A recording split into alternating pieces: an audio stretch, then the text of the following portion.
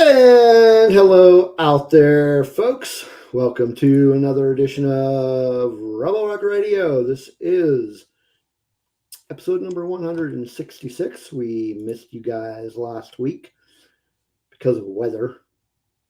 Weather in this part of the country just it does us in every once in a while. It's pretty rough. It can be pretty rough. To say the least.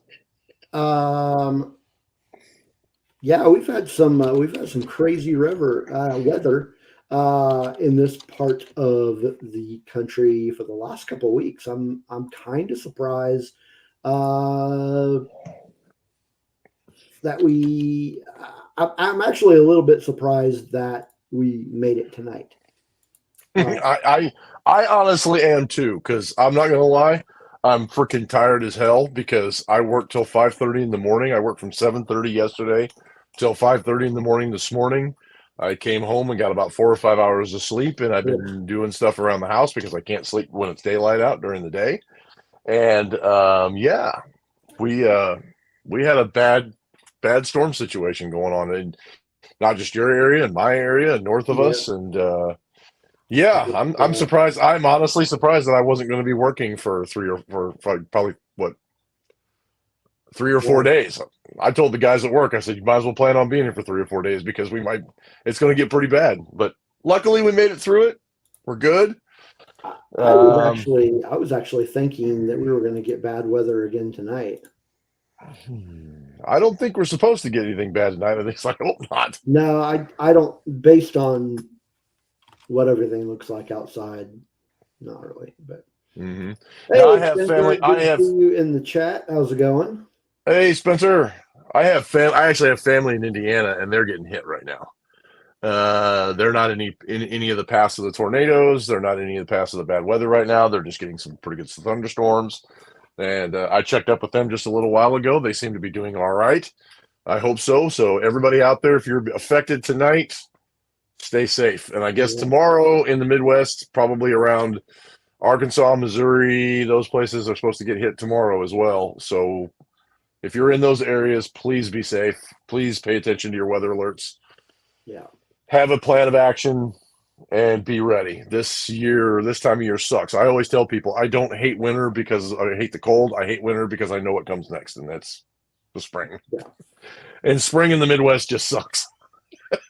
Yeah, my son-in-law said they're up in Michigan, and they're in a tornado watch up there. And I hmm thought that's Well, really if you've for any of you who get a chance, there's a lot of really good live YouTube channels that go live for weather, and I've been watching a few of them today. And there's some places up in Michigan where they have had some very, very nasty tornadoes come through there, and there's a some really bad situations going on up in those areas where some buildings have collapsed and people are actually trapped in those areas. So it's not a joke. It's not something to take lightly. If you have warnings in your area, please take them seriously because people are in life threatening situations right now. So please take those warnings seriously. They're pretty nasty. And I've drove through some of them trying to restore power to people. I've seen the aftermath many times over many years of dealing with storms and dealing with recovery efforts and things like that. So yeah, please take those storm warnings seriously.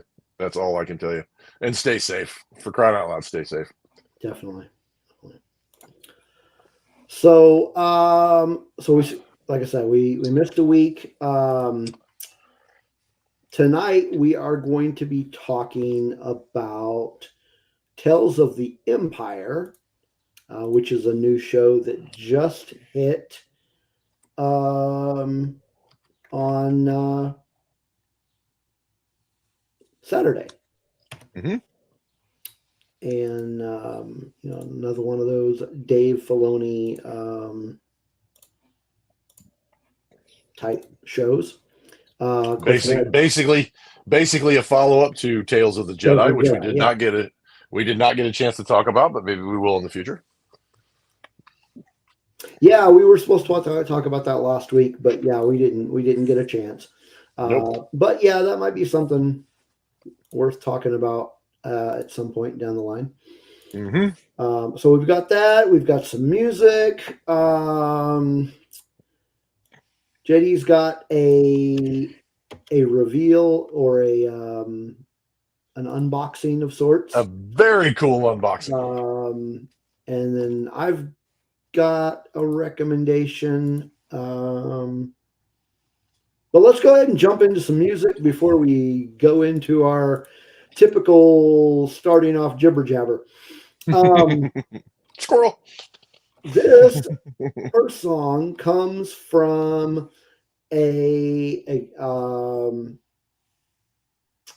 oh man, I don't know where she's from. I want to say Georgia. Hell, I don't remember where she's from. Her name is Billy the Kid. And she's got a new, says she's Canadian born. Does not say where she is currently at. I don't know. Maybe she's still in Canada. I'll have to ask her next time I talk to her. Anyway, she's got a new group that she put together called Billy the Kid and Your Funeral. And she released a single back on April 19th via Lost Records. So we're going to play that single. So this is Billy the Kid and Your Funeral with Her Heart Too.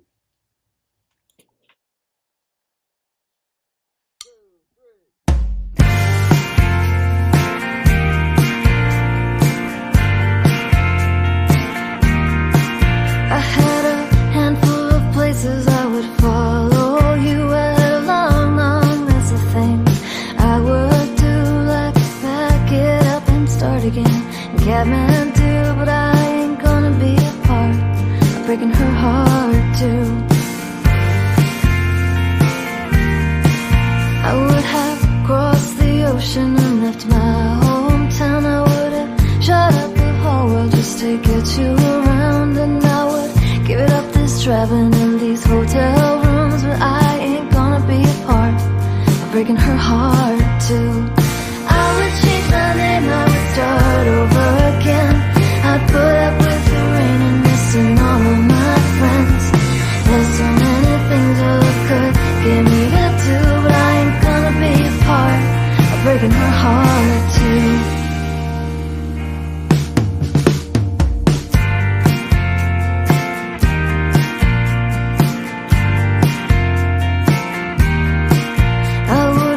Left my whole family, moved away from the coast. I would have traded in all the things I love the most, and it would mean giving up this heart again just for you, but I ain't gonna be a part of breaking her heart too. I would change my name, I would start over again. I'd put up with the rain and missing all of my friends. There's so many things you could get me to do, but I ain't gonna be a part of breaking her heart too. I could pretend you love me and that this is right, and that you were running home to her every night. Well, I was trying my hardest not to fall for you, 'cause I can't be a part of breaking her heart too.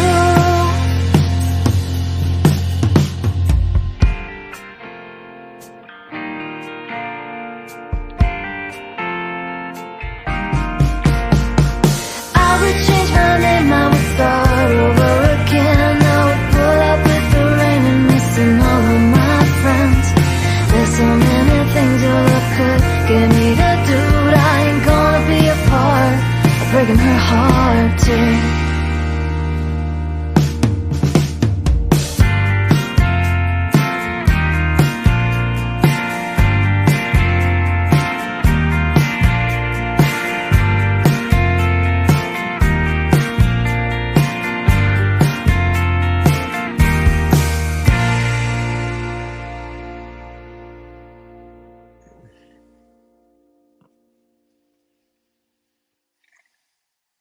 All right, Billy the Kid and Billy Kid and Your Funeral with Her Heart Too.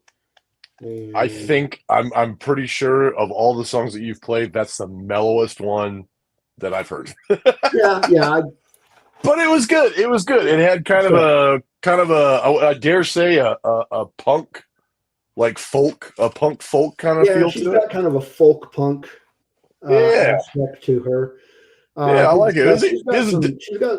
She's got some good stuff. Yeah, I like it.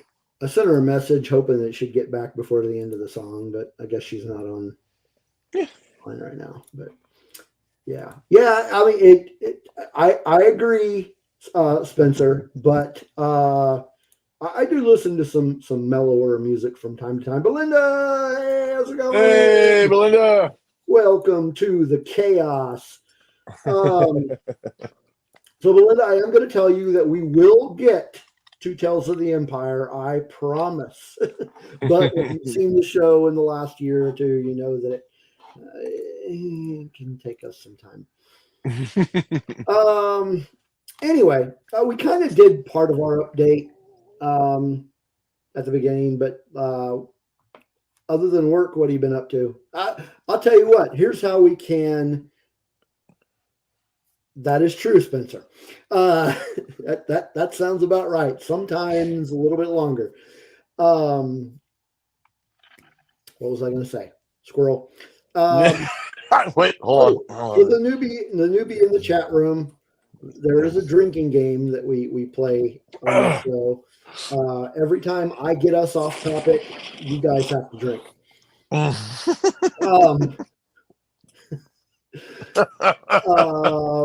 Shit, what was I talking about? Oh, okay. Updates. So you kind of already went through the update thingy. Tell me what you did for your May the 4th weekend.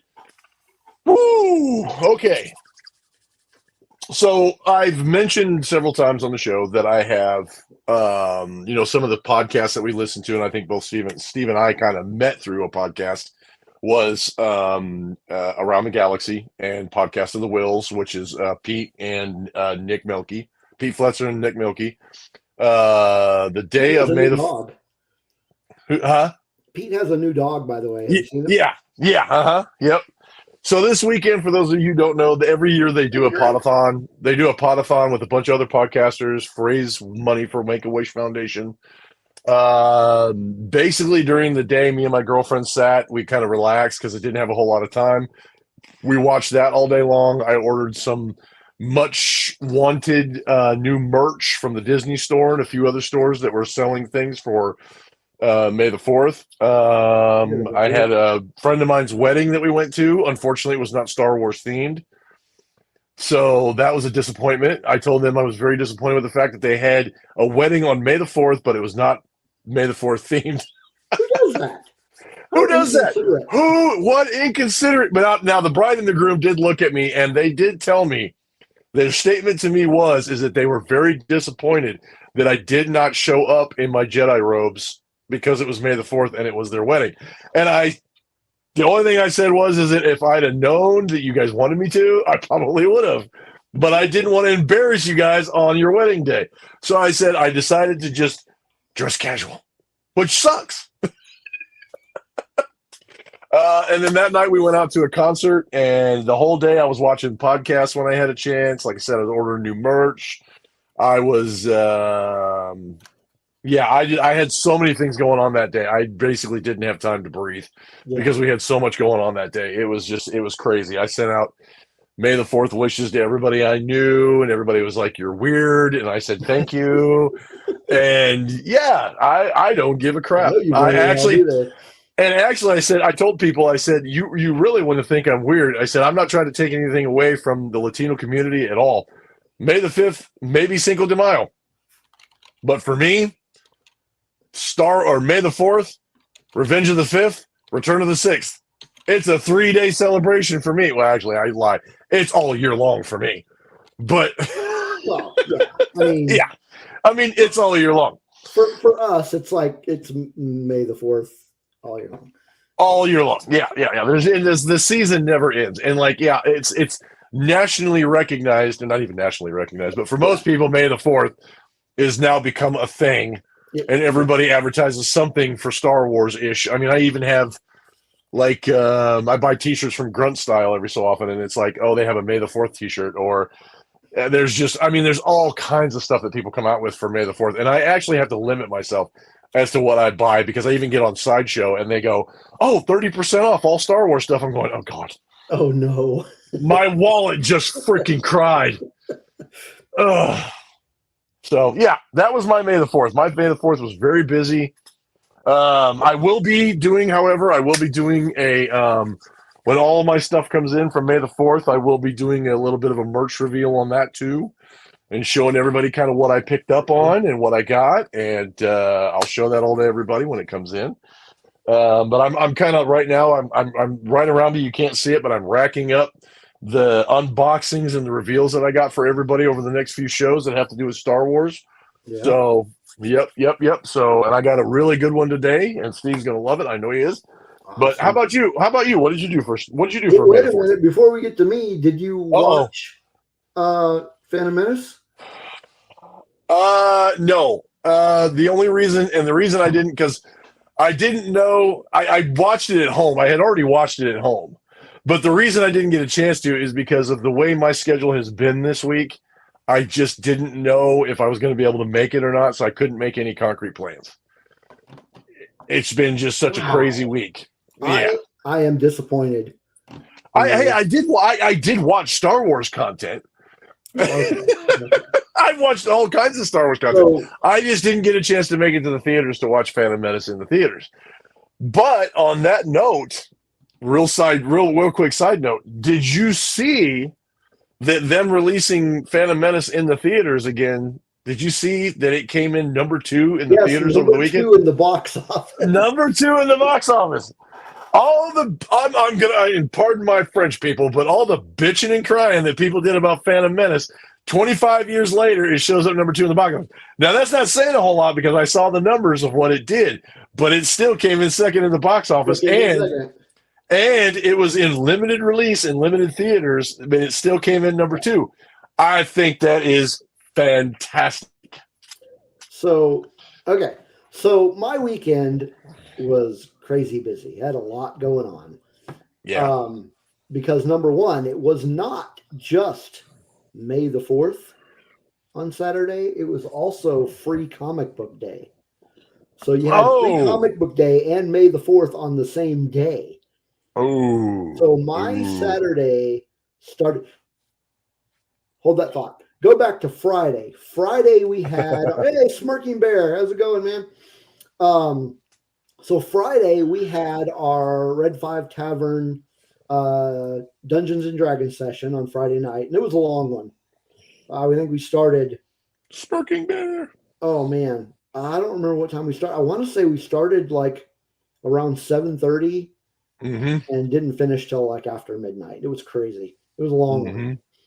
Saturday. Okay, so Saturday morning, took the kid to work, and went over to my local comic book shop, and it had not yet opened. So I'm like, well, crap.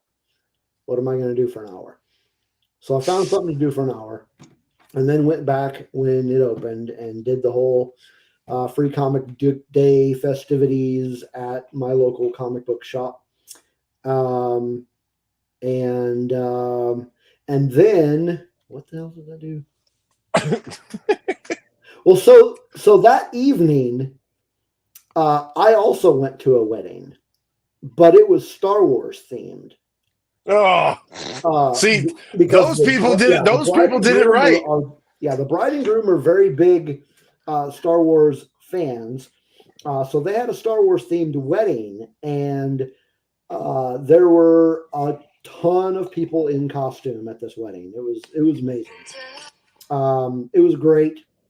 And then when the wedding was over, man, I think we got home. I think we got home around 9:30, and the Phantom Menace was playing at 10. So I went to the Phantom Menace at 10 o'clock at night. And then Sunday, there was more stuff going on. There were some Revenge of the Fifth things going on. And then somehow in there somewhere, I snuck in watching all of Tales of Empire. Mm-hmm. And then I watched Revenge of the Sith on Sunday. And then I went to the Norman Pride Parade. Nice. So it was a very packed weekend. Yep, I couldn't agree more. Mine was very, very busy. Yeah. And somewhere in there, man, what day was it? Because I did go see a movie that wasn't Star Wars a few days ago. Man, when was that? I got in. Check my letterboxd. Okay, I got in. It was last Wednesday. Last Wednesday, I went and saw Abigail. Oh, how was that? I'd say a solid C. It was okay. I was morbidly interested in that movie. So I'll be honest with you. When the trailers came out, I was like, yeah, no, not really interested in that. But Alan from Grave Reviews did a like a reel or a story or one of those things on Instagram. Hell, it may have been TikTok. I don't remember, but it popped up on one of my feeds, and he recommended it in this little thing he did and told me why, or said why, and I'm like, all right, I'll go check it out. And it wasn't bad. It was not going to be a top 10 of the year by any stretch, but it was. I will say this: it was a hell of a lot better than Madam Web. I mean, from what I saw of the trailer, I thought it was an interesting concept. So I was like, yeah, I'm not, because I'm not a huge horror fan movie, or I'm not a huge horror fan buff or anything like that. But it looked kind of interesting. It had some comedic elements to it as well, though. Yeah, it looked funny, but like funny rather than haha funny. A little bit of both. Yeah. But no, it was fine. But you know what? Speaking of movies, that is true, Spencer. That is a very, very low bar. I think he's referring to my Madam Web comment. Yeah, I think so. Yes, that is a very low bar. So, on the topic of Madam Web and movies, I'm looking at the list of movies that I've seen in 2024 so far. I think that one might be tied for worst movie that I saw of the year. Which one? Madam Web? Madam Web is probably tied for worst movie of the year with Lisa Frankenstein. Those were both. I think I remember you mentioning that movie, but I never did go see it. I was going to mention that, Spencer. So tomorrow, Spencer and I, not at the same place, obviously, but we just happen to be both going early. We are going. I'll get to that in a second, Smirking Bear. Oh man, that's a rough one. Let me get back to you on that one. Tomorrow we are going to both go see, again, not at the same theater, obviously, because we don't even live in the same state, but we're going to see an early release of Kingdom of the Planet of the Apes. Nice. I agree with Spencer, by the way. Okay. The question is, what is worse, Morbius or Madam Web? I agree with Spencer. Oh, man. I don't know. The pressure. Oh man, I may have to go exact opposite on that one, Spencer, because I really don't like Jared Leto. Well, he made a horrible Joker, but made a horrible Joker, made a horrible Morbius. Here's the thing. I went and saw Madam Web, and for some reason, I did not realize it was made by the same people that made Morbius. Had I known that, I would not have even gone to the theater to see it, because Morbius was fucking awful. And when you breaking out the fucking part, that means it was horrible. It was just bad, man. No, Smirking Bear, don't even bother. Don't go see that movie. If we have an anti-recommendation segment, that's my anti-recommendation segment for tonight. Do not go see Madam Web. this is proof right here that we don't have a problem criticizing what really sucks.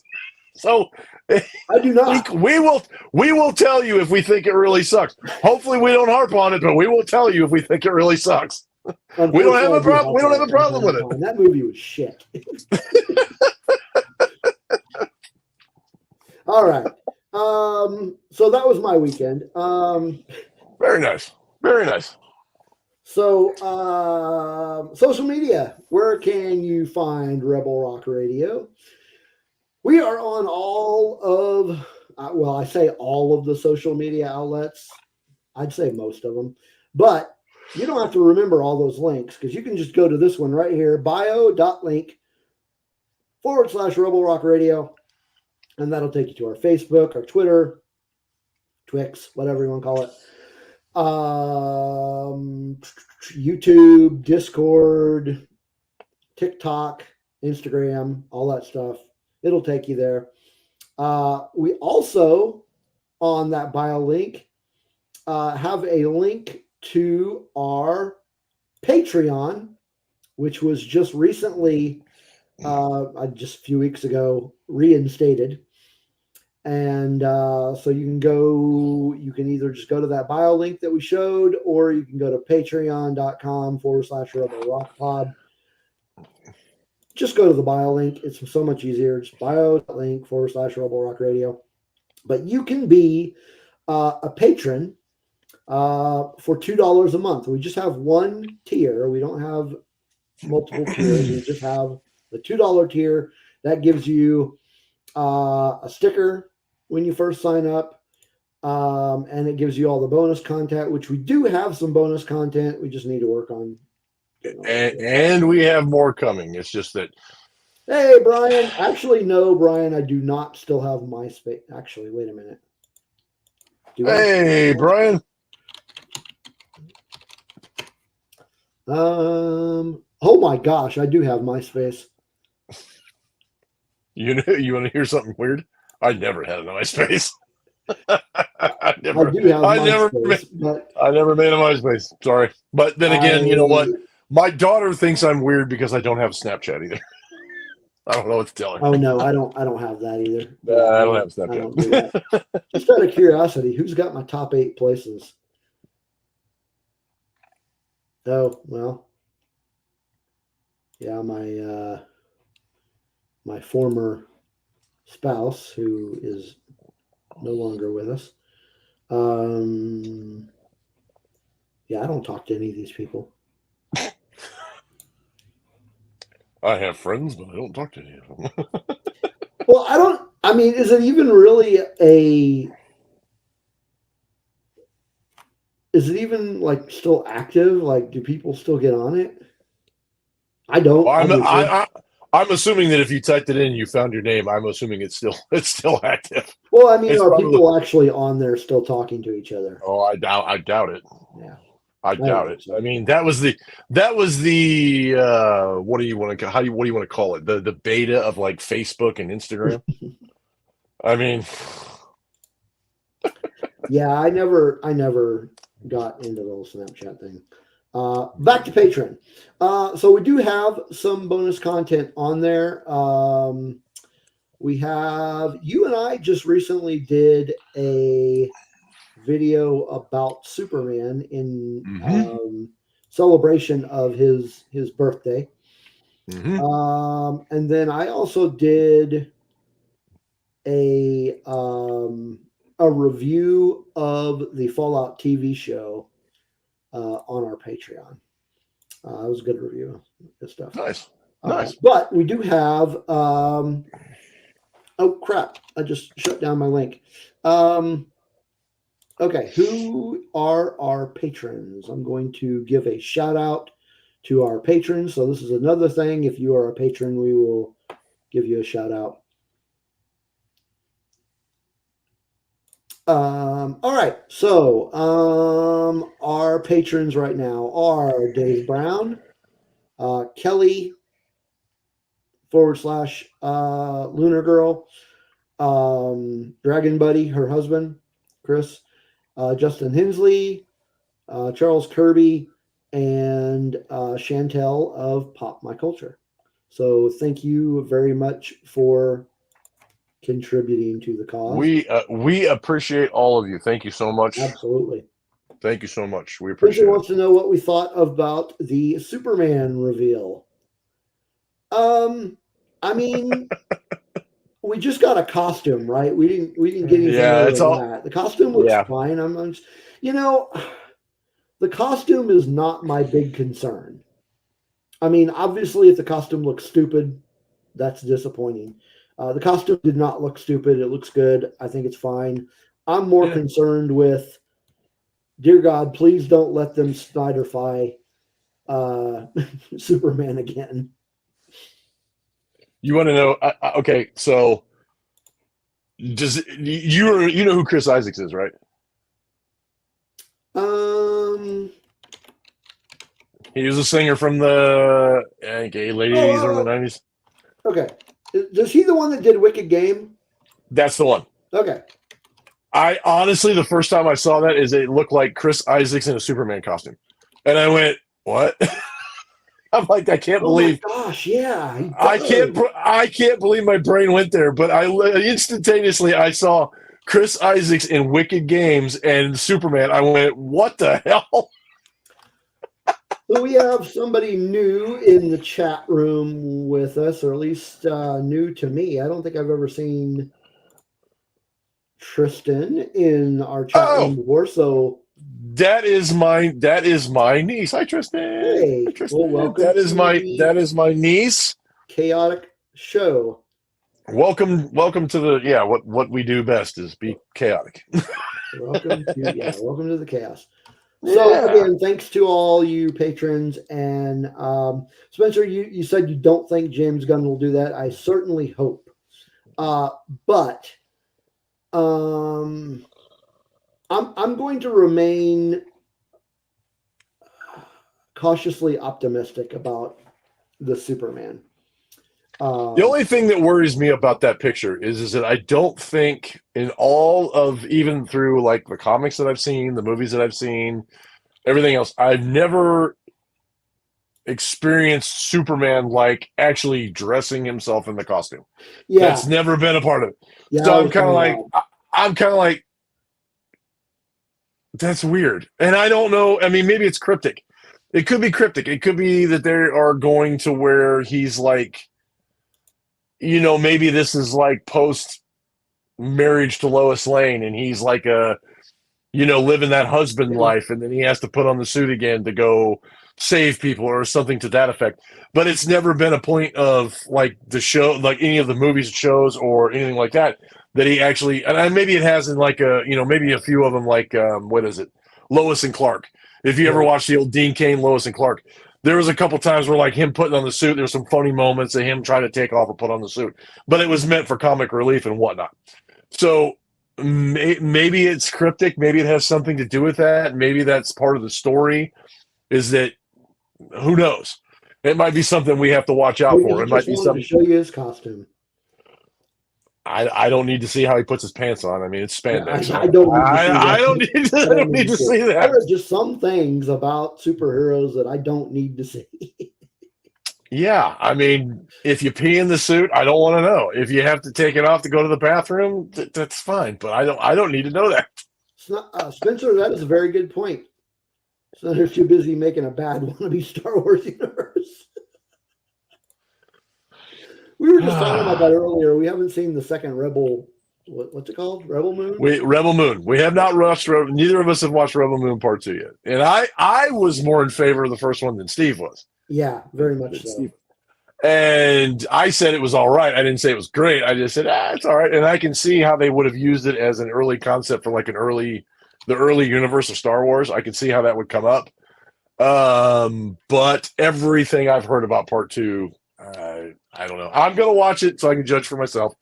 But I've heard it's a typical Zack Snyder thing. So Yeah, we'll see. We'll see how that all turns out. yeah. I wasn't a huge fan of the first one. It was just there. I mean, I wrote a review of the movie for Future of the Force, and the opening line of it is Rebel Moon is a hot mess. So, yeah, I don't know. Yeah. All right, it's time for another song. I think we're ready to jump in. Oh, you know what? I've got a couple of office mates with me today. There's one of them. He's moved up to the top of the couch. Moved up to the top row. I took that picture. That is Max. And then the show mascot is in the windowsill. Just basking in the sun. Yeah. That's our buddy Earl. I just saw that. You know, when the topic goes to Rebel Moon, you mean to move on. Yep. Okay, moving on. Rebel Moon. Oh, it's time for a new song. Let's go. This one, I actually know where these folks came from. The band is called Stress Dolls, and they are from Buffalo, New York. They have an album coming out on May 17th via Sun Pedal Recordings. The name of the album is Queen of No. Great album title. But the song that I'm playing is actually a cover song. They did a cover of a song. I want to say that the song was originally written, it was co-written by Bruce Springsteen and Patti Smith. But I'm pretty sure that Patti Smith was the first one to record it. I could be wrong. She's the first time I heard somebody sing it. But yeah, the name of the band is Stress Dolls, and this is their cover of Because the Night.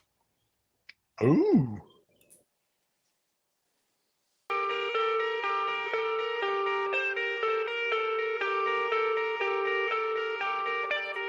Take me in now, baby, here as I am. Pull me close, try and understand. Desire is hunger, is the fire I breathe. Love is a banquet on which we feed. Come on now, try and understand the way I feel when I'm in your hands. Take my hand, come undercover. They can't hurt you now, can't hurt you now, can't hurt you now. Because the night belongs to lovers. Because the night belongs to us. Because the night belongs to lovers. Because the night belongs to us. Have I doubt when I'm alone? Love is a ring on the telephone. Love is an angel disguised as lust. Here in our bed till the morning comes. Come on now, try and understand the way I feel under your command. Take my hand as the sun descends. They can't touch you now, can't touch you now, can't touch you now. Because the night belongs to lovers. Because the night belongs to us.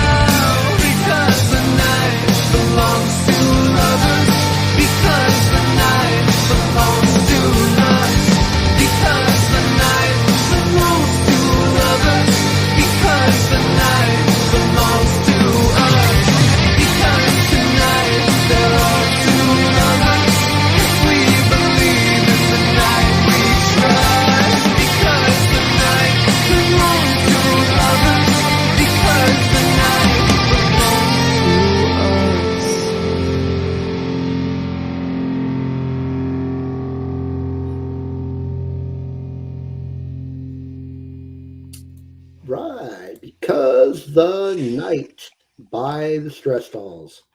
Real quick. Everybody say hi to my sister Katie. Katie, say hi to everybody in I the was chat. wondering who that was. We got another newcomer. That's my sister Katie. All Love right, you, Katie. sis. I love you, sis. Welcome to the circus. Squirrel. Do you have an alcoholic beverage in your hand? Because you are going to need one if you're going to be in this chat room. Oh, no, she doesn't. I guarantee it. That's okay. I don't have an alcoholic beverage. Maybe she does. I don't. I don't have an alcoholic beverage either. Strongest thing I drink is coffee, of which I drink a lot of. We've had discussions. Yes, it's come up in chat before. I believe even coffee enemas were. There was a coffee enema discussion. There was a coffee enema discussion. Because the Night by Stress Dolls, good cover. I liked it. Not really sure if I like it better than the original. Probably not, but because the original was really good. She knows me well enough that I won't. I'll try not to. Try not to. Yeah. Try not to. I will though. Of course, it wouldn't be any fun if we didn't. Exactly.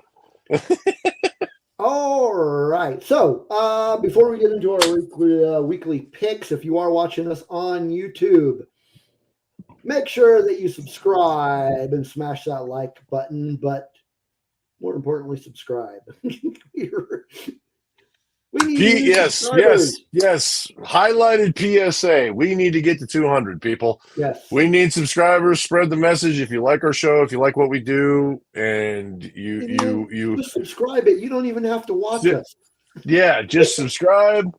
Spread the word. Let them know that we're out here. We're positive. We like to give constructive criticisms, but we try to be honest about things. And they're mostly honest, constructive criticism, unless we're talking about Madam Web and Morbius.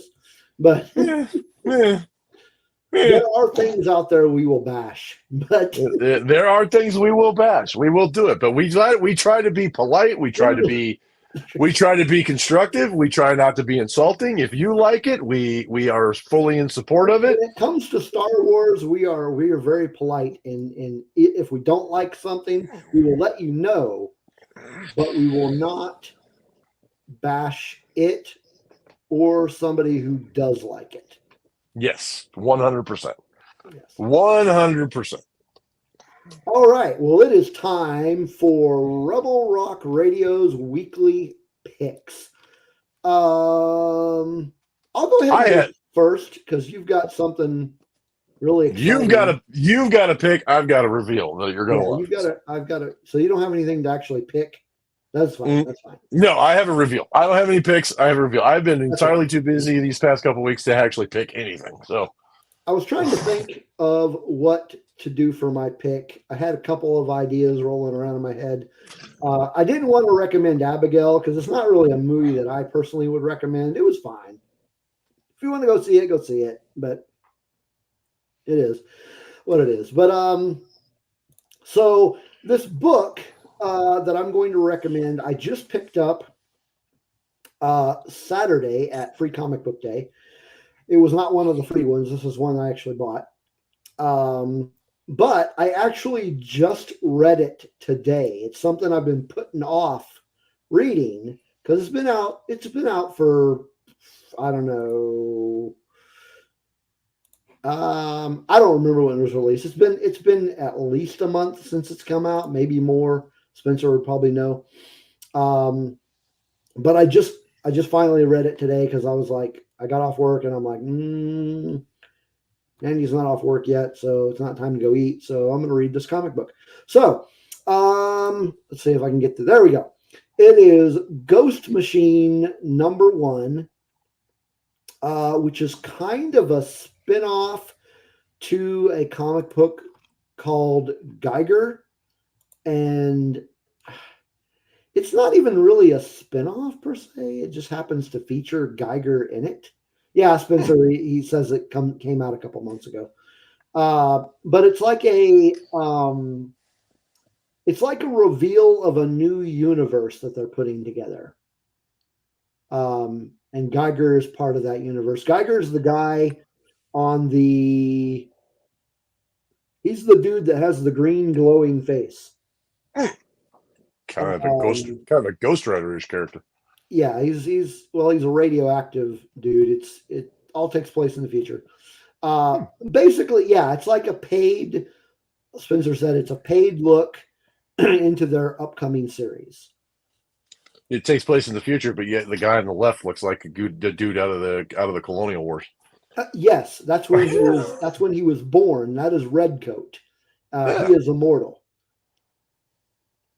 Okay, okay. That's a better way to describe it, Spencer. It's the same imprint, not the same universe. However, Geiger and Redcoat are part of the same universe. Well, wait a minute, Spencer. Isn't Junkyard Joe part of the same universe as well? Junkyard Joe is not on this cover, but there is a story in there about him. Anyway, it's called Ghost Machine. It's been out a couple months. Really good book. I definitely recommend it. And yeah, that's what I thought. Junkyard Joe is part of that same universe as well. But good stuff. And I will have a link to it in the show description if it's something you think you would like to see. Very cool. All right, let's get that reveal going. Right on. So this piece I've been looking for quite a while. They only made 5,600 of them. And when the movie came out, I heard that they were going to release these for a limited number of people and for a limited reason. And I've been looking for one for a long time. And I ran into the young lady, Tristan, that you met earlier, that's my niece. Her boyfriend actually sends me stuff all the time for Marketplace on Facebook about Star Wars stuff that people are selling. And he sent me this online, and I kind of waited a little bit before I bought it because I wanted to get it at a cheaper price. And I ended up getting it at a cheaper price. And I've been looking for one of these forever because if everybody knows, they've seen some of my collection pieces. My big thing right now is like lightsabers, ultra rare stuff, and like helmets. So I actually picked this up the other day so I picked this up the other day, and I'm gonna display it. It is the Rogue One Death Trooper helmet that was sold exclusively with the Nissan Rogue from I think it was 2016 or 17 or something like that. Something to that effect. But anyway, I've been looking for one forever, and the only way you could get one is if you bought a Nissan Rogue. And I've been waiting for somebody to come up with one and say, "Oh, I don't really need it anymore." So, like I said, this young lady on Facebook decided she didn't need it anymore. So I picked one up, and it's from Gentle Giant. That is cool. And so I'll pull it out of the box here so you guys can see it. For you new folks in the audience here, I'm a really big fan of Rogue One. That's why I have been waiting. I have not pulled this out of the box. I got this over a month ago. Or actually, it's been like a month and a half ago. And I've been waiting. I've been keeping this in the wings because I know Steve, how much he loves Rogue One. And I wanted to show this to him. And I'm like, I want to wait till we have a show so we can reveal this. And I'm like, and then we canceled last week's show, which is when I was supposed to reveal it. And I've been sitting here chomping at the bit. This thing has been sitting in the box. I made a place for it on my shelf. I can't even bring it out because I wanted to show Steve first. So I was like, this freaking sucks. Last week I was pissed. Just so we're clear. That is so awesome. Look at that, boys and girls. Yeah. Isn't that cool? So cool. That is You know what would awesome. make that even cooler? As if the eyes actually glowed? No. Well, that would be cool too, but I'm thinking of something else. If it was sitting on my desk. Well, I'll tell you what. The day I find one at this price, I'll see if I can pick one up for you. And the cool part of this is it actually comes with a stand because if you look, like most of the helmets I have, you can actually put it on your head. It's wearable. Yeah. I mean, obviously you can't use them for you can't use them for cosplay, like for the 501st or whatever, because they are Black Series reproductions, which Black Series reproductions are excellent. They're Mhm. awesome, but they don't, like 501st wouldn't accept that for cosplay. So you can use them for like your own personal cosplay or for whatever, which I have an announcement on that too, by the way. Yeah. So anyway, but it's actually solid on the bottom like that too. So what it has with it is it has, let's see if I can get this out of here. This gal I bought it from packaged it very well. And so what it has along with it is it has Hey, look at that! DJ's in the house. Hey DJ. It has a nice clear post, and then the bottom of the base looks like that on the rest of it. And then on the bottom, Wait, let me see that again. That's the. Oh, that's so badass. yep, that's the bottom. I mean, you can clearly kind of see it's a representation of the Imperial symbol, but it's got a lot of the construction stuff in it. And yeah, isn't that cool? That's awesome. And then, like I said, it has this clear stand with it, but it also has on the bottom, it also tells you where it came from. It was part of the, like I said, part of the Nissan Rogue promotional program that they came up with. And this one is, if you can't read it, it's 428 of 5,600. So they only made 5,600 of these, and it was 2017 is when they came out with this thing. So, and then let me see here. So if you let me do this real quick. I forgot. Okay. Oh my gosh. So, kind of on the subject, but not really. It's not off subject. I just went to Marketplace and typed in Star Wars to see what pops up. Oh God, that's And dangerous. There is a person selling 68 original vintage Star Wars figures. Oh, hell, I don't have that. But kind of money. see, you can see how the clear thing goes in the bottom, and then it sits on the display like that. That's pretty cool. So yeah, I'm pretty happy with that. That's pretty cool.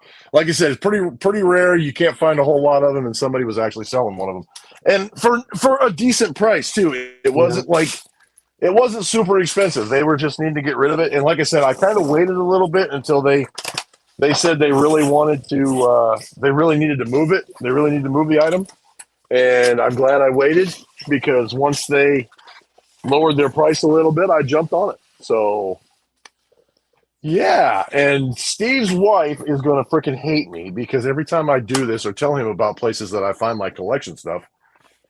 Yeah. Yeah, she's not. She's going to blame me. She's going to blame me. Gosh, I gotta have this.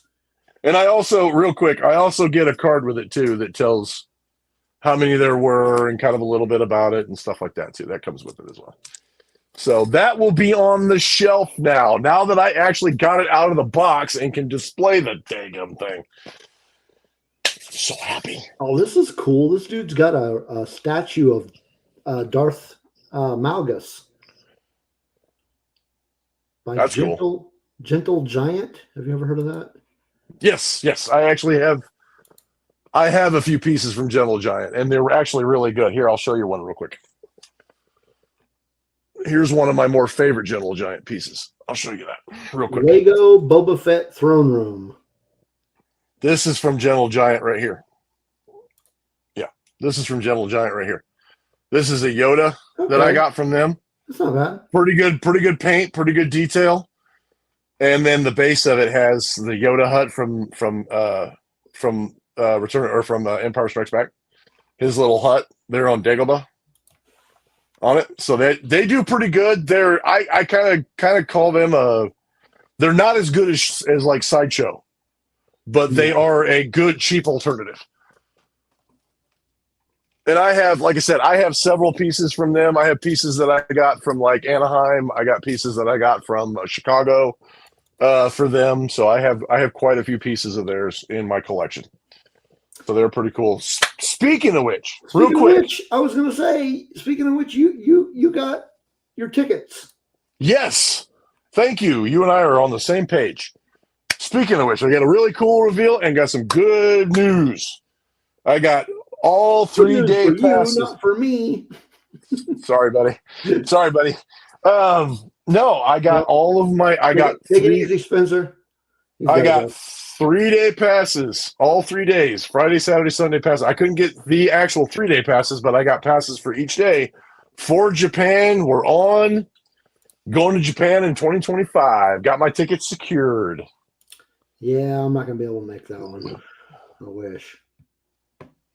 Yeah, thanks, Spencer. Yeah, I'm really happy with that helmet. That's an awesome pickup. I've been wanting to get one of those for a while because really nobody else sells those except for like custom places that'll charge you $400 or $500 or $600 or $700 for one of them. So I'm real happy with that pickup. Yeah, that's a great pickup. But yeah, Japan is on.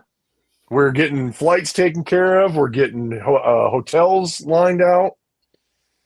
Yes. I am excited. We actually can't book flights and we can't book hotels until the end of the month or the beginning of next month. Yeah, it makes sense. Yeah, because it's more than a year out. Yeah. So I mean, when it comes back to the States, I'll try to go to that one. well, and I said this last year at London when we went to London. I said this last year. I said there's a good chance that it'll probably be in Orlando because we went to Orlando in 2017 and it's been a while since it's been back there. I'm assuming that since they've now done 2 overseas Star Wars, I'm assuming this is just a guess and a prediction, but I'm assuming 2026 it'll probably be in Orlando. Yeah, I'd be fine. I mean, if it's in Anaheim or if it's in Orlando, I mean, really, anywhere in the States, I will try to make it. I mean, that's too much to hope for, but I would love to see it like go to Dallas. If it went to Dallas, that would be fantastic. That would be pretty cool. I mean, I would be fine if it went to Chicago again. Yeah, just not in April because it was a blizzard. It was a blizzard when we were there. But I mean, Chicago would be cool. I do predict. I think it'll be Orlando. I don't think it'll be overseas again. I do too. I vote Dallas. I think Dallas would be a perfect place to have it, middle of the country. Of course, then again, actually, that wouldn't be so bad either. Yeah, like Toronto. I would just have to get a passport, but yeah, I can do that. I've already got that. So I've driven to Toronto before. That's not. Yeah, Toronto would be cool. I'd love to visit Toronto. Yeah, I'd love to visit parts of Canada. I really actually want to kind of go. I mean, off subject for a second, but I kind of want to go to Banff and I want to go to the western edge of Canada. All those territories up there. Vancouver and like the Canadian Rockies. I would love to visit up there. So, yeah, I think it would be. I think it'd be fantastic if they had it in Canada. I think it'd be cool. But I really do think that since they've done 2 years overseas, 2 years. 2 years overseas, I really do think Orlando 2026 is probably what they're going to do next because that'll be about the time that the new Rey movie is going to come out and the Mandalorian movie is going to be coming out, and that's going to be pretty hyped up. As long as they keep on schedule, then they will be coming out those years, and I think there's going to be a pretty big push, pretty big hype for all that. So, yeah. All righty. Well, it's almost time for us to start talking about Tales of the Empire, but before we jump into that, let's play our last song. Does Toronto count as Canada? It actually does. I'm not from Canada. Never been to Canada, so I'm not going there. I would. I mean, I thought about moving there myself, actually. Okay, last song of the night before we jump into our discussion. This one is for, the last band was from Buffalo, New York. This one is from Brooklyn, New York. The name of the band is Make War. And they have an album coming out in June 28th, called A Paradoxical Theory of Change. That's a mouthful. And so this is the first single off of that upcoming album. And the name of the song is Not Today. So here's Make War with Not Today. Nice.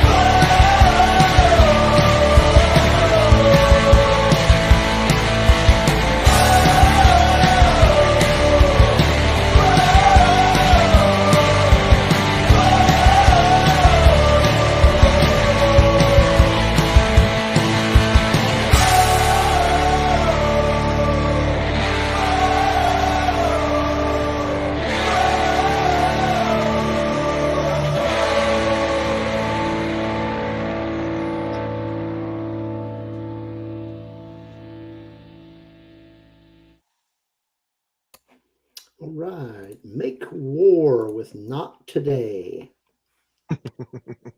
Good stuff. All right. it is that time, and it's time for, just like Spencer said earlier, it takes about an hour. Just a little over We gotta an get hour. we gotta warm everybody up. We kind of gotta get everybody into the mood. We gotta get them acclimated, and we gotta dodge the squirrels. So I mean, Well, that's not gonna happen.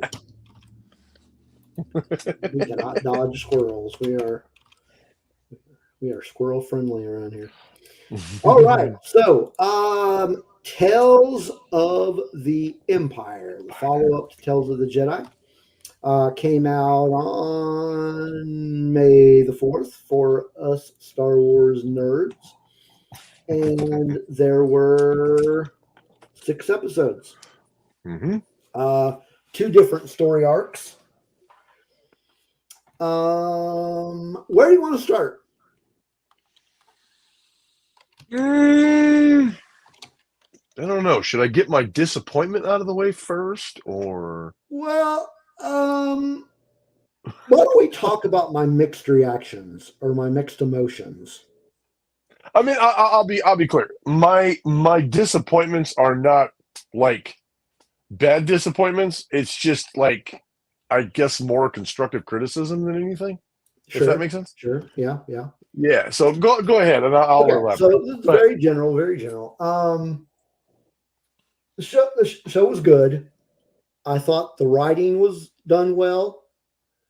The animation was spot on. The visuals were great. Mm-hmm.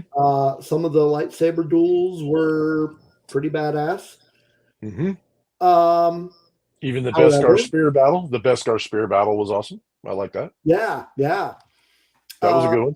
However, oh man, how can I didn't hate it, and I didn't dislike it. It was not what I was expecting. Mm-hmm. With a name like Tales of the Empire, I kind of felt like they should have dived more into the Empire. Okay. So like when we were talking earlier, I was saying I don't want to use the word disappointed. Well, for context, for everybody that's watching, for context, Steve and I usually, when we do top 10s, when we do top 5s, when we watch shows, when we do things, we don't communicate about what our top 5s are, what our top 10s are. We usually like to surprise each other to see how close and how much we agree with things. Yeah. And other than, like, I think our romantic comedies, we had completely different romantic comedies, which is not a bad thing. We had like different romantic comedies. Other than that, our lists and our things of things that we liked were pretty similar. And case in point, right here, that is exactly the subject that I was going to bring up. When you talk about Tales of the Empire, I was thinking about the Empire. I was not thinking about the redemption of a Jedi, which I didn't hate. I liked it. I was not disappointed with it. It just, to me, it didn't have anything to do with the Empire. It had to do with Inquisitors, and it had to do with a redemption arc of a Jedi. Yeah. And the other one kind of had something to do with the Empire. Kind of. I mean... Kind of. Because to me, they've built up Thrawn as he's part of the Empire, but he has his own agendas. I was going to say he is the Empire, but there's something else going on there. Yeah, he's got his own agenda. He's got his own. In my opinion, this is what I've always thought of Thrawn. Thrawn is to the Empire what Qui-Gon Jinn was to the Jedi. Qui-Gon Jinn had his own ideas. He had his own ways of doing things. He had his own things that he wanted to accomplish, and that's Thrawn. To me, that's Thrawn. He's almost like, if you look at the MCU, he's like a Red Skull to the Nazis in World War II. Yeah, he was part of that group, but he didn't have their ideas in mind. Loyal to the Empire. Yes. But that is not where his true loyalty lies. Yes, 100%. So then when you go into a story about Morgan Elsbeth, which I like her character, I like her story. The story was good. I liked her in Ahsoka. I liked the way she went. I liked, kind of that whole thing, and the fact that they expanded on her story a little bit and they kind of gave a more of a background of her is great. I'm not complaining about that. Individually, if they'd have said this is not Tales of the Empire, this was just Star Wars Tales, then I probably would have been a little bit more impressed. Give it a different name, because I didn't get any Empire out of this. No, and I did not. I got nothing. Yeah, I agree. I got nothing as far as the Empire was concerned out of any of this. Yeah. That being said, I liked the show. The show was fine. It was good. Yes. Part of me was like, do I really need a Morgan backstory? But okay, let's fill in some holes. I'm good with that. I'm perfectly fine with you filling in holes for a character that. Okay. Was a good, interesting character. I mean, it's not the most interesting character they've come up with, but it is an interesting character. I think if you were going to talk about Morgan, I would have liked to have seen more of the Dathomir backstory. Right, which we got like a little bit of. Yeah, very, very tiny. You get a little bit of. Like the first episode, we got a little bit of her origins and how she kind of started, on her path, if you will. So on that note, also, I will also say that, the second story arc, what happened to Barris? Okay, I'm down with that. I'd like to know what happened to Barris. Yeah, sure. Yeah, and I'm not mad at her redemption arc. I'm not mad at the fact that she came full circle. I'm not mad about that. I mean, I'm still mad at the fact that she betrayed Ahsoka in the Clone Wars. Yeah. But like the fact that she tried to make up for it and she realized her mistake. Yeah. That part I like. Keep going. I gotta let one of the boys out. Okay. I liked that part of it. I was interested in that part of it. I am happy that they kind of went in and they kind of showed that she came full circle instead of her going hardcore Inquisitor. And when they were telling us the story, like, oh, okay, she's an Inquisitor now. I'm like, I don't really see that. I don't see that's the path she's going. And then, how it turned out, I'm like, okay, that makes more sense. Well, and kind of through the training segment when they were trying to figure out, who was going to be the next Inquisitor, whether it was going to be her or it was going to be the other guy. Yeah. It kind of gave me this kind of like, we recently reread the book Dark Disciple, and where Quinlan Voss turned to the dark side for a temporary amount of time, but he ended up coming back. There's several characters, including Luke Skywalker, who in like the EU and different stories, they've had that problem where they've gone to the dark side, but they've come back. They've been redeemed. And even like Rey in the sequels, there for a while, she was questioning her loyalty to the light side, and she was questioning what her real destiny was and things like that. And then you get things like Luke Skywalker saying the true path of the Jedi is conquering fear, is conquering, is continuing to conquer that and that kind of stuff. And so to me, she did turn dark side for a little bit. She did embrace the Inquisitor way of things. But in the end, she realized that she had made a mistake and she came back to the light, which is, I'm fine with. It's a great story arc. I like it. But the Inquisitors have more to do with the Sith. Yeah.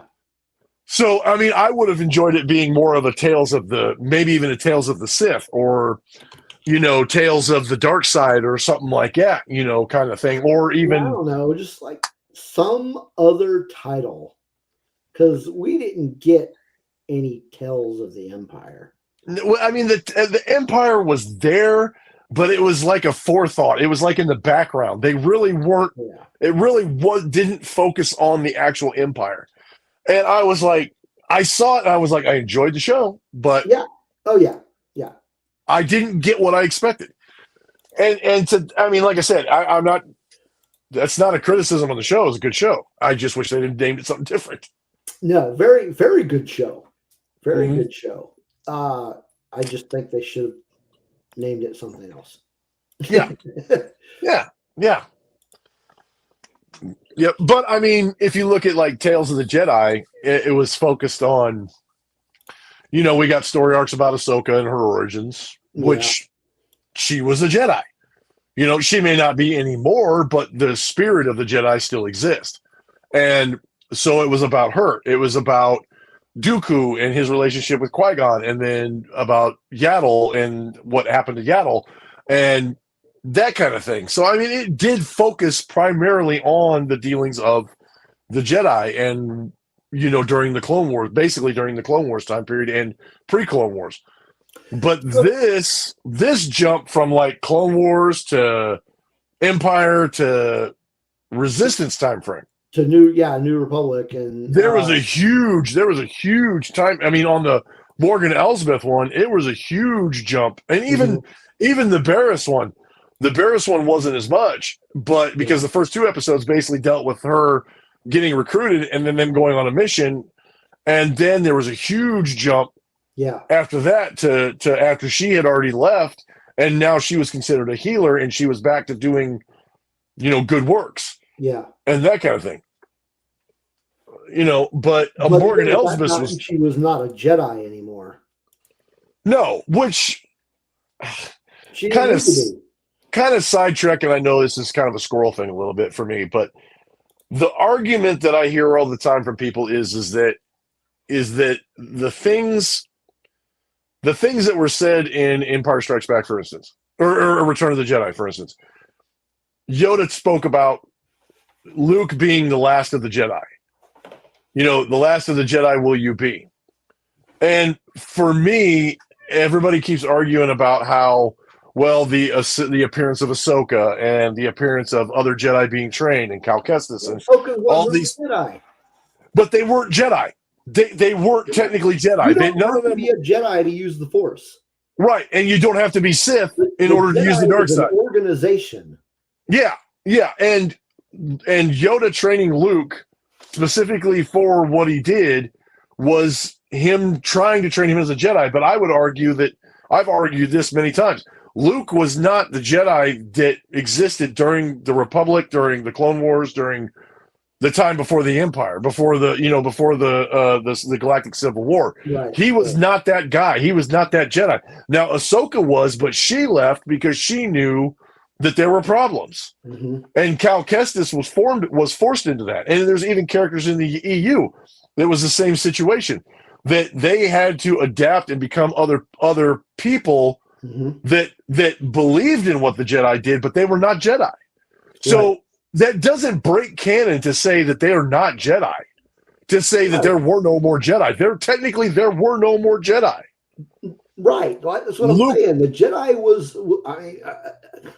for lack of I say an organization, but for lack of another way to put it, it's a religion. Yeah, I mean, well, and it was a specific guideline version of the light side of the Force. It's but there were still people that were Force users that weren't Jedi. Well, it's like, look at the other side, the dark side. There were only 2 Sith. But there were visitors. And the Night Sisters. The Night Sisters used the dark side, but they weren't Sith.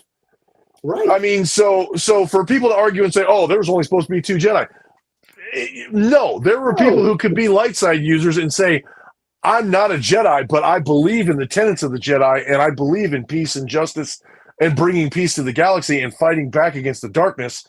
And they don't have to be Jedi, right? Because that's exactly what Ahsoka was. That is exactly. She's like, I'm no longer a Jedi, but I fight for what's right. I help people in need. I do what needs to be done because those are the core values that I had, and I just remember that from my training as a Jedi. And she continued to do that and train other people in the same way. Yeah. You know, it's the Gray Jedi argument, I guess, is what some people say. Even though Gray Jedi is not officially canon, it's still that Gray Jedi argument where they are kind of balanced in between or have taken their own path. Yeah. You know, and you know, if Barriss survived, now we don't know. I mean, all we know is that the Inquisitor picked her up after she thought she may or may not be dead. We don't know. Right. She looked like she was dead. I mean, to me, she was passed away. She was dead. Yeah. Yeah, and if she was in fact deceased, that's fine. You know, hopefully she finds the better of it and maybe she turns. Because now with the ending of the Bad Batch, we still have Asajj Ventress out there. We have this lady out there who, we have this character out here who No she may spoilers essentially, huh? on Bad Batch. Yeah, we still got to talk about Bad Batch. No spoilers. I still haven't watched it. Yeah. I need to finish it. I need to watch the last episode, and that's all I need to do is watch the last episode. I haven't caught up with the last episode. So, but I mean, anyway, there's other people out there who use lightsabers who have dedicated themselves to a purpose. Maybe not the Jedi purpose, but they've dedicated themselves to a purpose. So, point being, Barriss wasn't a Jedi. That was really all I was pointing out. But that just because she wasn't a Jedi does not mean she was Sith, or does not mean that she was part of the Empire. Which, again, this is supposed to be Tales of the Empire. Okay, so I'm gonna jump into some. Smirking Bear has some comments here. First one is he said that the first 3 episodes were okay, felt redundant. We'll get to that. Barriss episodes were good. Felt they left them open-ended on purpose for future Empire episodes. Well, now the Elsbeth episodes, if you watch the end of it, the emissary was actually, and I can't remember her name. Forgive me, but I can't remember her name. But the emissary that showed up as a representative of the New Republic, the person she was calling was Ahsoka. So right. Basically, where that episode ended is where Mandalorian season 2, the Jedi episode, picks up. Is that she responds looking for that emissary and basically responding to find out what the problem was. Mm-hmm. And then I think she probably discovers that Morgan Elsbeth was part of part of Thrawn's network, and then we get that episode. So to me, that was a direct tie-in to Mandalorian season 2. Yeah. Yeah. Now the end of the Barriss episode, I don't know. I don't know where that was going. Other than she was just going to try to get her out of there, and she was either going to bury her properly, and then we just don't know where she goes from there. Kind of like Reva. We don't know where Reva went. We don't know where we don't know where she went after the events of Obi-Wan Kenobi. Yeah.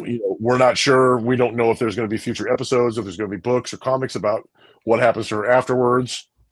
Those may be in development. We don't know. That may be part of like the Mandalorian movie, or that could even be part of where Rey goes, in the new movies. She may discover that there's been people out there training all this time, and she finds them and then brings them into the, and they all work together. Who knows? He also says Barriss would be one of the rare people who actually died from the lightsaber stabbing. Yeah, whatever. Yeah, Qui-Gon. I get still pissed off about that one. Yeah, jeez. So he says, neat to learn of other Night Sister Jason. Yeah, like I would have liked to have gotten more episodes about the Night Sisters in general. Mm-hmm. Just like, why can't we get more stories about that? I mean, again, it wouldn't have been Tales of the Empire. Well, and I've said this before. The Tales of the Jedi, I said, I hope we get Tales of the Empire, we get Tales of the Rebellion, we get Tales of blah, blah, blah, blah, blah, blah, blah, blah, blah, blah, blah, Yes. blah. I hope they continue to do this. And I don't care what other people think. I hope that we get Tales of the Resistance. We get Tales of the First Order. We get Tales of so on and so on and so on. I'm really hoping that they can use, which they have been doing, arguably, with the Bad Batch, with, kind of the Mandalorian a little bit. They're trying to tie in a lot of this information, and they're trying to highlight what went on in the sequel trilogy. And I hope they continue to do that. Hold that thought. Okay, I'm holding that thought. Everybody get ready to take a drink because I'm going off the... Okay. Okay, go for it. I got a message back from Billy the Kid. Oh, yeah. Squirrel. He is originally from Vancouver, currently lives in Michigan. Oh, nice. So I'm going to drink twice on that one. there you go. But no, I agree with you. I would love to get an actual Tales of the Empire. Yeah. I would love to have an actual Tales of the Empire. Yeah. I mean, it would be cool if it was kind of like some from a certain point of view. Yeah. Yeah. Yeah, kind of a certain point of view kind of thing. I think that would be interesting if they did something like that. I think it would be, yeah, and yeah. I want to see more of these. I hope they continue to do them. I hope they continue to be popular. Unfortunately, and kind of off subject for a second, did you see the second trailer for Acolyte? Oh yeah, going back to watching The Phantom Menace in the theater. Mm-hmm. Yes, I did see that. I stuck around for it because I knew it was coming. I am more excited for the show Yes. than when I saw the first trailer.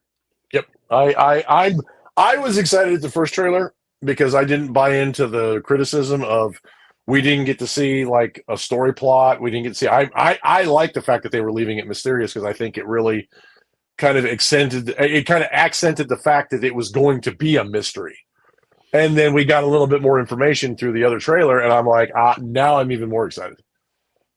I'm really looking forward to it. When that first came out, I didn't buy into any of that. I mean, I don't buy into social media criticism in general. Yeah. It didn't blow my non-existent hair back. It didn't get me excited for the show.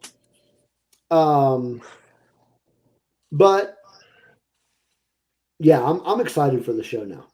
Mm-hmm. Yeah. And the reason the reason I bring it up is because it seems like if like Tales of the Empire, if it did good and it got a good viewership, I'm sure they will continue with these. And I hope they do. And I hope it did get viewership numbers. Mm-hmm. The only problem I have is that, and this is kind of off Tales of the Empire, but and I haven't seen the numbers because I refuse to keep paying attention to it because I really don't give a shit. Right. Pardon my French, but I don't give a shit. I really don't give a shit. I don't give a shit about the review bombing. I will make my own judgments when the show comes out. If you don't like it, that's fine. We can discuss it. If you like it, we can discuss that too. It's fine. As long as we can all be constructive and we can all be fair about it, Yeah. But apparently the new trailer for The Acolyte is getting review bombed by all the little colorful metaphor little trolls. And I say colorful metaphor because I don't want to go through my laundry list of cuss words that I have for these little pansies that go through and review bomb crap. I don't give a shit about what these people I don't either. I don't care. The thing is that I tell people this all the time when I get into arguments about things. Like, because I've heard criticisms of Tales of the Empire, and now I've heard about this stuff on Acolyte, and I really haven't seen anything because I don't care. But if you don't like it, just don't freaking watch it. Right. Just leave it to the people who actually care. If you don't like it, don't watch the crap. Right. But that's not. It's not easy enough for them to do that anymore. They have to go through. Right. But I don't pay attention. I've said it on the show multiple times. I've got this stupid thing I do called thinking for myself and making my own decisions. Thank you. And I hope everybody who watches this, I hope everybody who sees this now or in the later down the road, if you watch this later down the road, I hope you do the same. I hope you will wait and watch the show for yourself and make your own decisions, because you haven't even seen the context of the show yet, and you're saying it's crap just because you have a bad attitude, and it's stupid. Pay attention to what some random Star Wars neckbeard says on Twitter. And I've had arguments with these people before about that. These people are not Star Wars fans. To me, they're not Star Wars. I don't give a dog crap about how big your channel is. I don't care. If your only quest is to profit from the hatred that you have for Disney, then you're not a Star Wars fan. You're just a profiteer. You're greedy. You're just a profiteer, and that's it. This is a good one. A defense I heard from one of these colorful people I heard was, I have to watch it to review it for my viewers. Watch what? You watched the trailer. That's it. That's all you saw was the trailer. How do you know it's dog shit from watching a trailer? You don't know that. You don't know until you actually watch the show. The people who are review bombing it and giving it negative reviews have an agenda. And they're like, and a lot of these weirdos are like, well, I'm tired of Disney's woke agenda. But you're doing the same thing just for the other side. You're doing the exact same thing. You're just doing it from the other angle. So how does that make you any better? If you don't like it, don't watch it. Let the people who want to watch it, who care about it, who want to see it, who are interested in the content, let them watch it. And then if it ends up being dog shit, we'll say it's dog shit. Then we'll say it. But I enjoyed Tales of the Empire. I just wish they would have called it something other than Tales of the Empire. Yeah, that's all I had. That's all I had to say. That's where my mixed reaction. My mixed reaction was, I loved it. I didn't love the name because it's not what it was. And you and I are right here. We're right here. I agree with the same thing. Love the show, just didn't love the name. And I'm like, and like you, and like Smirking Bear, I'm looking forward to the Acolyte. I am too. I am 100%. I will be there when it premieres. I will watch it. I will give it an honest effort to make sure. And from what I have seen, it looks really cool. It looks good. I mean, come on, man. Carrie Ann Moss as a Jedi. If you were a Matrix fan, you gotta love her because she was great in the Matrix. That was like that scene that they showed in the trailer. It was just like, that is so badass. Yeah. And there you go. And Smirking Bear said it. Tales of Star Wars. Yeah. It would be better. That way they don't have to be restricted by any certain subject. They could just say it's just Tales of, a Star Wars. Or they could say it's almost like, Solo and Rogue One, a Star Wars story. Yes. And they could say it's a Star Wars story miniseries. And it would be just as cool. It would be just as cool to say a Star Wars story, and then they have like a 6 or 8 episode run of Star Wars stories, and it's just little stories that have to do with a certain character arc or something like that to elaborate on other characters. Basically, like Visions. Yeah. Except it would actually be canonized, right, and it would be part of the canon. But still, it's like different little stories about different parts of the timeline. And from here on out they could say a Star Wars story chapter 1, and it deals with 2 or 3 different characters, and it's 6 episodes, 2 episodes about a certain character that gives a little bit of background information, or whatever, and then they're not restricted by a timeline. They could include all of the timelines. They could put a little bit from each one of them, and you get a little bitty piece of each one of them, and they could go on with that, and I think it would be better if they did that. Yeah. Because like I said, these stories were not bad. They just weren't about the Empire. Right. That's what I was saying. The writing was great. And I hate to sound like a broken record. But yeah, the animation was great, the writing was great. Yeah. The show itself, the stories were good. They just weren't about the Empire. Yeah. And I got a very big Clone Wars feel from it, but it felt like season 7 of Clone Wars rather than the older Clone Wars, because the animation was much better, the fights were better, the battles were awesome, the lightsaber duels, the Beskar spear and the assassin battle was awesome. Even the battle at the beginning with General Grievous, that was cool. That was a good battle. So he says, JD, you're on a real long tangent right now. Sorry. It My happens. bad. It happens. Like I just said in the chat, we get like this from time to time. It just it happens. It really does happen. Sometimes it takes me a little bit of time to get my thought out on the whole process, but Yeah. you know what? I mean, yeah. But good show. So Yeah. diving into the show itself. So the first 3 episodes were about Morgan. Mhm. Started out as a night sister from Dathomir. Grievous takes out her whole family. Then she gets involved with like some mountain clan, and then she ends up trying to sell the Empire the TIE Defender, which eventually ends up Mhm. happening anyway. Mhm. And then Quick. then it gives us the story of why that planet from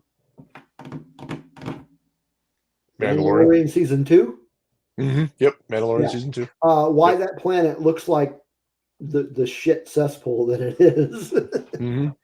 Now, on a side note, the first thing I thought of, and I don't know if this is going to happen, but this is just a hot take prediction kind of thing, is it?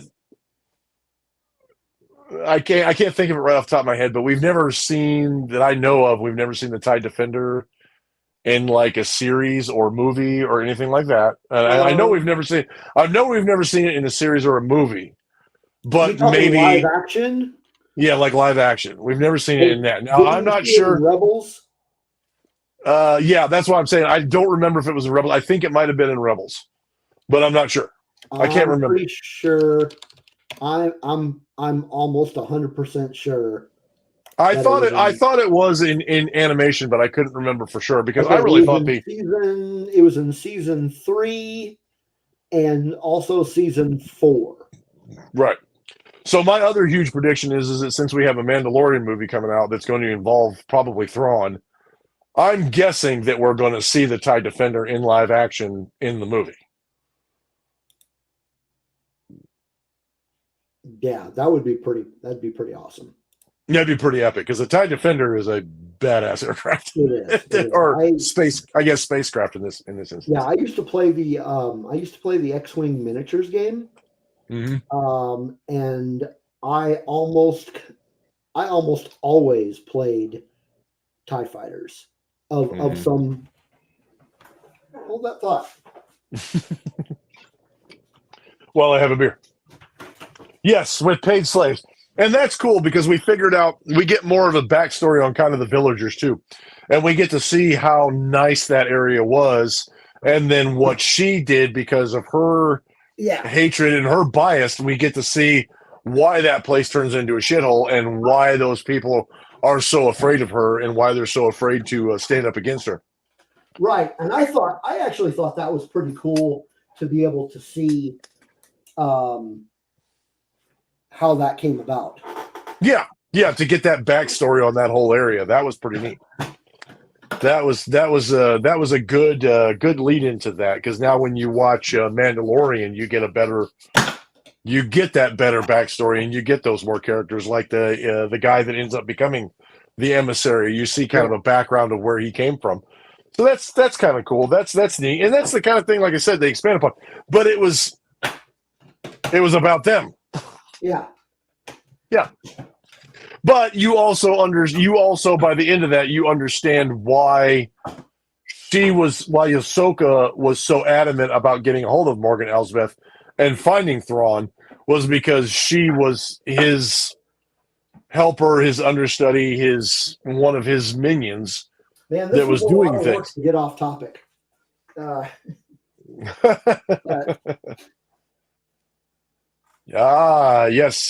Yes. So Very nice. X-Wing is a miniatures game. Mm-hmm. It's not one of the miniatures games where you have to. I actually have a few of those. It's not the type of miniatures game where you actually have to do the painting and all that stuff. Because I don't have the patience for that. But this is just one rack from my tackle box here, but this is all not X-Wing, TIE Fighter derivatives. So I've got Darth Vader's TIE Fighter. Nice. And here's the Interceptor. Yeah. I've got a lot. And yeah, I'm pulling out other ones, and I've got more. So basically, my whole squad in that game was almost always a bunch of TIE fighters. I've Because I heard, I've love heard, TIE fighters. I've heard various people talk about the TIE Defenders, and and kind of looked them up and looked at on Wikipedia and different things about Yeah. the how cool the TIE Defender was. And I know a lot of people. I've seen people in the comments of different various sites and stuff like that. They want to see the TIE Defender in live action, and I'm guessing that's what's going to end up happening in the Mandalorian movies. We will see the TIE Defender, since now they're promoting that Morgan Elsbeth was the one that kind of brought that idea to the front lines. Well, not only that, but like it was very clear that Thrawn was very instrumental in making those come to light. Mm-hmm. Yeah. Because I mean, they obviously didn't want the Empire. Obviously didn't want them because they were too because it wasn't cost effective. Mm-hmm. But somehow, apparently, Thrawn made them see another side of it. Well, but yeah, and that's something that I see in Andor. Defenders are Yeah, so awesome. Look at those. they are awesome. That's something you kind of see in Andor, and that's kind of something they highlighted really in this one too, when they actually talk about the Empire, and even in like Bad Batch and some of the newer medium that's come out. If you notice, I mean, like Thrawn has always been built up as this brilliant tactician warrior, one of the biggest, one of the big bads of the Empire. I mean, one of the best. And obviously, we see that he has his own agenda in like Ahsoka, but I mean, because the Empire's already gone. But even like Rebels and different things, he had his own agendas. He had his own things that he wanted to do.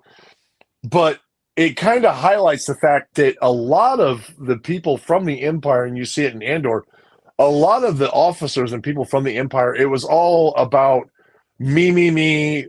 What are my accomplishments? What can I prove to Vader and the Empire that I'm intelligent, that I'm a badass, that listen to me, I know what I'm doing. Da da da. Very kind of narcissistic. If it wasn't my idea, I don't like it. And you can kind of tell that in that episode that since that officer didn't come up with the TIE Defender idea, he didn't really want to do it, just because it almost seemed like it because it wasn't his idea. And then Thrawn sent the guy over there, and they said, "Hey, I like that idea. Let's use it." Because he knew the value of the TIE Defender. He knew the value of what it could provide and what it could do, and the tactical advantage of it, and that sort of thing. So that just shows you how much Thrawn was so much different from the rest of the Empire, as opposed to just the regular minions, the regular officers, the regular core of the military and the Navy that had to do with the Empire. Yeah. And I agree with, and Smirking Bear made a good comment. It says it gives you more appreciation for the episode. And Yeah. that's really what I like about these tales, is it's giving you more background. So when you watch Star Wars over and over again, and you see stuff like this come out, and like you read the books, like from a certain point of view, or like Cataclysm, or like I'm reading The Living Force right now, and other books, that background information really fills in the gaps and gives you more appreciation for them. And like I said, my vote is I hope they continue these episodes, and I really hope they dive into not only the Clone Wars or the prequels or the original trilogy, but they also dive into the sequel trilogy and add more context to it. I think it would really help. I think it would give people a better appreciation. I agree. Like all these, like you were saying about the From a Certain Point of View books, it makes you appreciate the main stories more. Mm-hmm. Yeah, and arguably, I mean, we were talking about the Phantom Menace earlier. Arguably, the Clone Wars added context and story to the prequel trilogy and made people appreciate the prequel trilogy even more, to the point now where when they came out, there was a lot of bitching and crying going on. But now they're more beloved, they're more appreciated, people like them more. And I hear people all the time say the Clone Wars did that. So, Attack of the Clones. Is it my favorite Star Wars movie? No. But it's also not my least favorite Star Wars movie. I say this with the most amount of love and compassion. It is my least loved Star Wars movie. Completely understandable. There's one movie that I liked a little less. Right. There was a lot about Attack of the Clones that I liked. Yeah. Yeah. Same can be, I mean, a lot of the same can be said about Phantom Menace. That one's nowhere near the bottom of my ranking. No, I like the Phantom Menace. Right. I don't know. I never could figure out why people bitched about it so much, because we got one of the baddest villains. We got one of the most epic duels, and we got pulled out of the dark times with the Phantom Menace. How do you hate that? Yeah. Yes, you can criticize it, but how do you hate that? I just don't, doesn't make any sense to me. But the cool part of it is that, like, even with this Tales of the Empire, we got more Clone Wars content, obviously. We got to see more of General Grievous and that kind of thing, which adds even more to the prequel trilogy era. Yeah. Which is great. Yeah. Which is great. And I mean, it's going to add more to the between Jedi and Force Awakens. Mm-hmm. And that's another reason why I hope, because of this show, Tales of the Jedi, Tales of the Empire, and the Acolyte coming out, when I say that I hope they continue to do these stories like this, like I said, I want to see Tales of the Rebellion, I want to see Tales of the Sith, I want to see Tales of the Resistance, I want to see Tales of the First Order. I want to see these ones. But I also would love to see Tales of the High Republic. True. But I was going to say, if they're going to do a Tales of the Sith, I really would prefer they do pre-Phantom Menace. Yeah, and that might be something that will come out because of Acolyte. Yeah. You know what I'm saying? Yeah, something, because at that point, they don't even know who the Sith are, really. I mean, they might know who they had been forgotten about, except for the Jedi. I mean, we assume that the Jedi, I mean, everybody knew who the Sith were, but the Jedi Council were the only ones who knew their fate. Hold that thought, Smirking Bear. But yeah, because when in that thing when he pulls out the red sword, he's like, or the red lightsaber, he's like, what is that? And it's like, you don't know what that is. But so well, and the only comment between the Acolyte and Phantom that made the Sith more prominent. Yeah.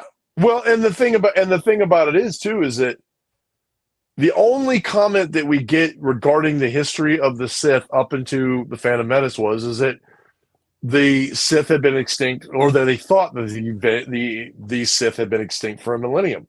Right. But they didn't. They obviously didn't know. And you can't tell me that if the rule of two exists, that a Sith and one of their apprentices couldn't have been living in the shadows in the Outer Rim this whole time. Right. Because the Jedi and the Republic didn't have anything to do with the Outer Rim. And the Sith, if you follow the EU lore, when it came to the Dark Jedi and the Dark Jedi getting expelled, they got expelled into the Outer Rim, like far reaches of the Outer Rim. I mean, they were almost to the unknown regions. Yeah, they came across the Sith, and they adopted the Sith religion, who were dark side users, and that's how we got the Sith in the EU lore. Yeah. And so you can't tell me, and would like it or hate it, don't really care. They didn't even know how to get to Exegol until somebody actually mapped out how to get there. So you can't tell me that these two Sith Lords weren't hanging out in these unknown regions where they couldn't be found. So for the Jedi to say, well, they had been extinct for a millennium, they didn't know that for sure. And we don't have yet canon tales about how they disappeared. To say that they were extinct for a millennia shows that even Yoda didn't know everything. Yoda, the Jedi Council, they didn't know. Yeah, none of them knew. But and Tales of the Sith, that'd be great. And then jumping on what Smirking Bear here said here, I would love to see Tales of the Bounty Hunters. Yes, yeah, and young Boba Fett, Bosk, yeah, oh yeah, totally love that. Dingar, yeah, Aura Singh before she died, Aura Singh before she was killed. Yeah, I would love to see that. I would. Would I like to see that more than Tales of the Sith? Oh man, I don't know. That's tough call. Tight. Tough call. That's tight. Tough call. Tough call. That's tough call. Yeah. But I mean, the point there is that we can both agree that there is plenty of places they could go with it. Oh heck yeah! And I hope they do. I'm like you. If it's Tales of the Sith, make it about the Sith. If it's Tales of the Bounty Hunters, if it's going to be about the Empire, make it about the Empire. Make it about the Empire. Yeah, make it about the Empire. Make it about the Sith. Make it about the Bounty Hunters. Don't throw a redeemed Jedi and a really far removed minion of the Empire and tell their backstory. Yeah. Exactly. But like I said, like we were talking about before, though, if they just said a Star Wars, tales of Star Wars, a Star Wars story, chapter 1, chapter 2, chapter 3, chapter 4, and they just keep going with it. I mean, that would be great. Yeah. So, Django's story and meeting Count Dooku. Ooh. See, we got that in a comic book, but we have not got that in, and that comic book I am 90% sure is not canon because it is pre-Disney. It's EU, but cool. I mean, yeah. Well, and like I said, things I referred to earlier as far as how the Sith became the Sith and the Dark Jedi and stuff like that. That's all EU. I mean, if it's not that it's irrelevant because it's Legends material that can be used, and I hope that they take that into consideration when they adapt those stories. That was the way it was, and then maybe they just bring them up to date. They make them a little nicer, or they put a little bit of sugar coated on top or whatever they need to do. I hope they do that, because if they're still planning on doing like an Origins of the Jedi story, maybe they'll do the next thing will be the Origins of the Sith, and things like that. So it'll be nice. Well, thanks to everybody for watching tonight. And thanks to everybody in the chat that hung out with us and talked about Star Wars goofiness. Next week we will be doing a recap of Bad Batch Season 3. Which Steve is going to have to actually watch. Which I'll actually have to watch, yep. I will. I mean, yeah, I will. I'll binge it. I mean, that's really how I watch things. Yep. After that, we don't have anything planned, but we had a couple of ideas in the pipeline that weren't necessarily Star Wars related, but we will be by that time. We will be sneaking up on the premiere of Acolyte. Yeah, getting pretty close. we did have some non-Star Wars content ideas. We got some good ones coming up. Maybe we can save a couple of those for Patreon exclusive episodes. Yeah. We do eventually. We really need to do our Ewok episode. You do what? Our Ewok episode. Oh yes, we have to do an Ewok episode. We've been putting that one off for well over a year. Mm-hmm. Because you talked about it before I met you, and then now we've been talking about it since we've been doing the show together. We've been talking about an Ewok episode. We need to do the Ewok episode. We do need to do it. Yeah. Yeah. Eventually, we need to do the Catalyst, but not in any hurry for that one. I gotta get through Living Force. Yeah, you're doing Living Force now. So Smirking Bear, the thing with the Ewok show is back with our original Patreon. We had a tier where if you paid a certain amount of money, you could pick the topic for a future show. And my wife donated money and won an Ewoks episode. So we are doing eventually going to do an episode that is all Ewoks content, would include not just the cartoon, but also the movies. Mm-hmm. And now from a certain point of view. That's right. Yep. So yeah, it's going to be Ewoks at some point in time, and we really need to do it sooner than later. Mm-hmm. Yeah. So thanks everybody for hanging out with us, and thanks everybody for watching. Make sure that you subscribe, and smash that like button. And be back next week to hear us jibber jabber about Bad Batch. But until then, may the Force be with you.